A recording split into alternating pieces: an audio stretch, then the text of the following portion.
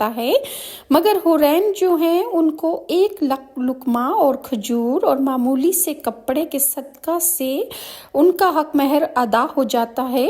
تو حضرت ثابت رحمۃ اللہ سے منقول ہے کہ میرے والد گرامی رات کی تاریکی میں کھڑے ہو کے عبادت کرنے والے حضرات میں سے تھے۔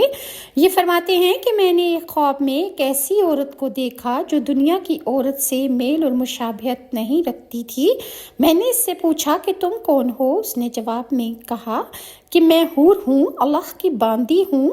میں نے کہا کہ تم اپنا نکاح مجھ سے کر دو۔ اس نے کہا کہ آپ میرے نکاح کا پیغام میرے اللہ کے حضور پیش کر دیں اور میرا حق مہر ادا کر دیں۔ میں نے پوچھا تمہارا حق مہر کیا ہے؟ تو اس نے کہا طویل تہجد پڑھنا۔ حضرت مالک بن دینار رحمۃ اللہ بیان فرماتے ہیں کہ میرے چند وظائف ایسے تھے کہ جن کو میں ہر رات پورا